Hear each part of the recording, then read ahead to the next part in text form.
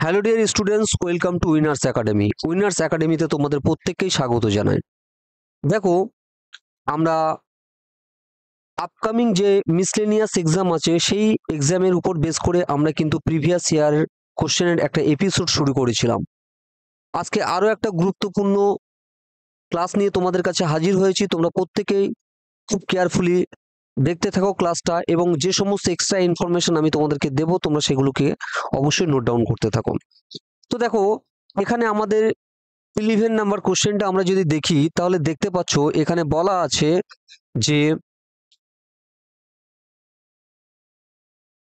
Holographic imaging process কোন বিশ্ববিদ্যালয় উন্নত করেছে, যার দ্বারা পারিপার্শ্বিক পরিবেশে ওয়াইফাই রাউটারের মাধ্যমে 3D ইমেজ প্রস্তুত করতে পারে।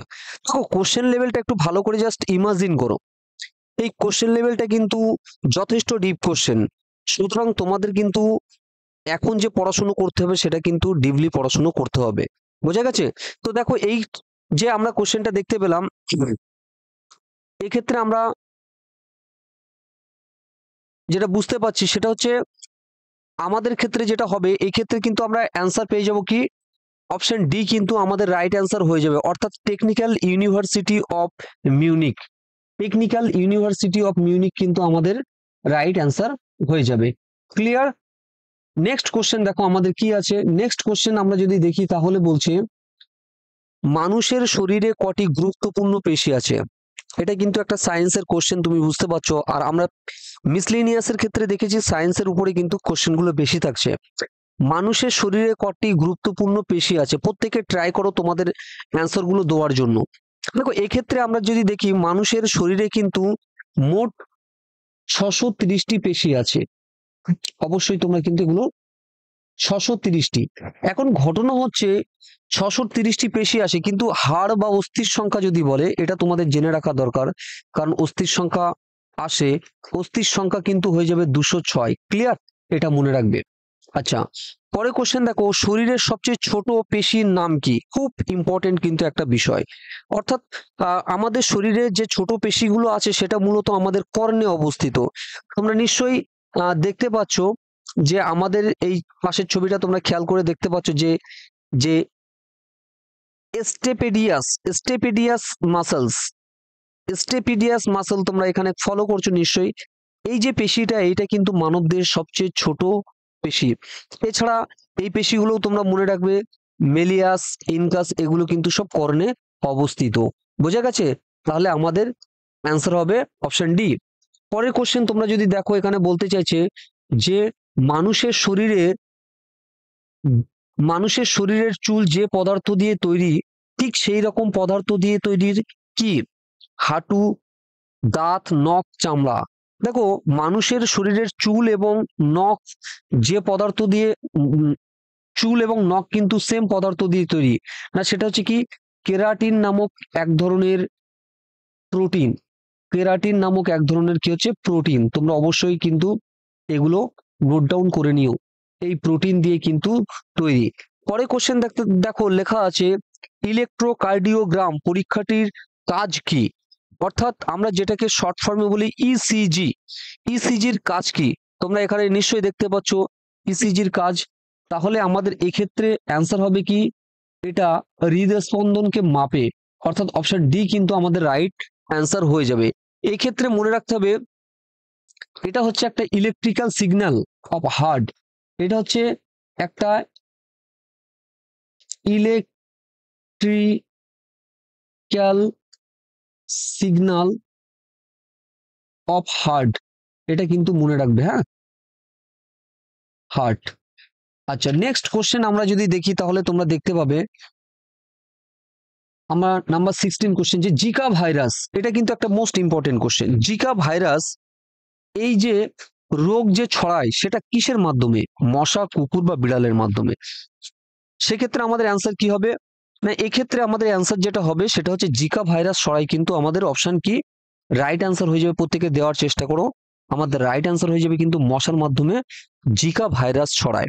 এবার দেখো, এই মশার মাধ্যমে যে জিকা ভাইরাস ছড়ায়, এটা হচ্ছে মশাটার নাম হচ্ছে কি এডিস।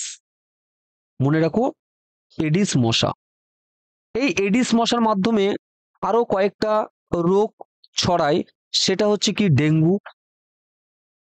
অবশ্যই তোমরা এগুলো নোট ডাউন করে রাখো। ডেঙ্গু, চিকুনগুনিয়া, চিকুনগুনিয়া এই সমস্ত রোগগুলো কিন্তু তোমার এডিস মশার মধ্যে দিয়ে ছড়ায়। এছাড়া ম্যালেরিয়া, অর্থাৎ আমরা যদি দেখি যে অ্যানোফিলিস মশাটা আছে, এটাও কিন্তু একটা ইম্পর্টেন্ট কোশ্চেন। অ্যানোফিলিস মশা সেটা কি না ছড়ায় না, সেটা হচ্ছে ম্যালেরিয়া রোগ। এটা হচ্ছে ম্যালেরিয়া রোগ ছড়ায়। আরো একটা মশা, ইম্পর্টেন্ট মশা আমরা জানি, সেটা হচ্ছে কি তোমার হচ্ছে কিউলেক্স। কিউলেক্স মশা, কিউলেক্স মশা কি করে না, কিউলেক্স মশা হচ্ছে তোমাদের কি ফাইলেরিয়া, অর্থাৎ ফাইলেরিয়া রোগ কিন্তু এরা ছড়ায়। তাহলে এই সমস্ত প্রত্যেকটা ইনফরমেশন তোমরা অবশ্যই নোট ডাউন করে রাখো। পরে কোশ্চেন দেখো কি বলছে। পরে কোশ্চেন বলছে 2000 কোন সালে প্রথম মানুষের হৃৎপিণ্ড প্রতিস্থাপিত হয়, অর্থাৎ হার্ট ট্রান্সপ্লান্টেশন। তো এই যে তোমার হার্ট ট্রান্সপ্লান্টেশন হয়েছিল, তো সেটা কত সালে, এটা মনে রাখবে।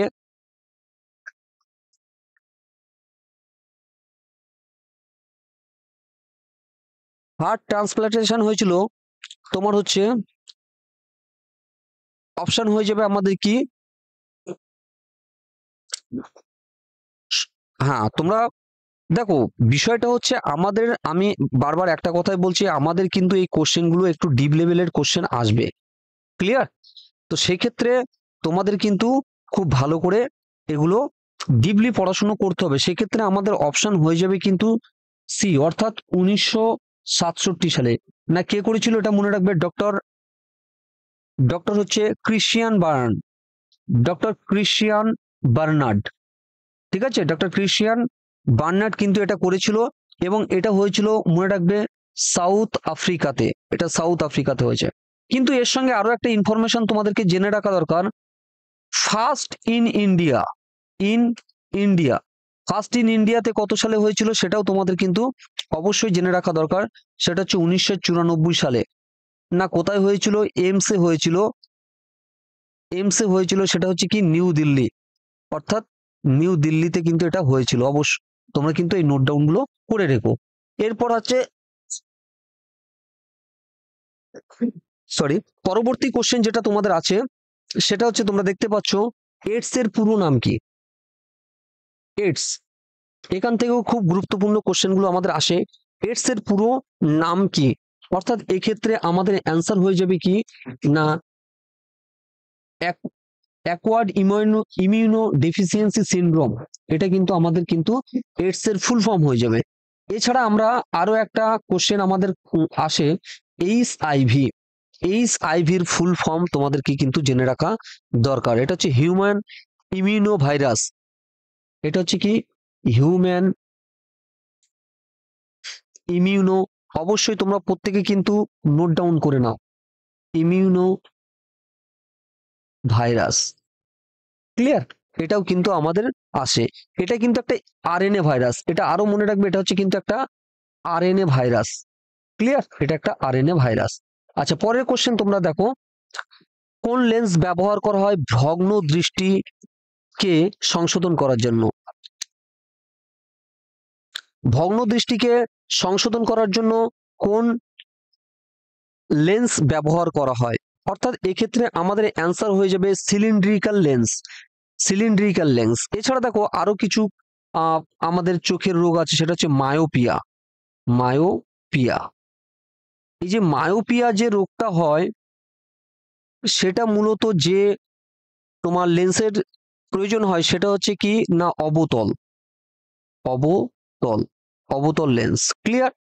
আর একটা যেটা হচ্ছে হাইপারমেট্রোপিয়া, এই যে রোগটা হয় সেটা তার জন্য হচ্ছে কি না, তার জন্য কিন্তু উত্তল লেন্স ব্যবহার করা হয়, ক্লিয়ার? তোমরা বুঝতে পারছো? আচ্ছা পরবর্তী কোশ্চেন আমাদের যেটা আছে দেখো, 20 নাম্বার কোশ্চেন, সেটা হচ্ছে অ্যানজিওগ্রাম বলতে কি বোঝো? এটাও কিন্তু একটা খুব ইম্পর্টেন্ট কোশ্চেন। এটা একটি চিকিৎসাজনিত রোগ পরীক্ষা। এটি একটি সিগন্যাল বা টেলিগ্রাম অফিস ব্যবহার করা হয়, এটি একটি সিগন্যাল রেডিওতে ব্যবহার করা হয়, এটি একটি সিগন্যাল টিভিতে ব্যবহার। দেখো অ্যানজিওগ্রাম এটা হচ্ছে একটি চিকিৎসাজনিত কিন্তু পরীক্ষা।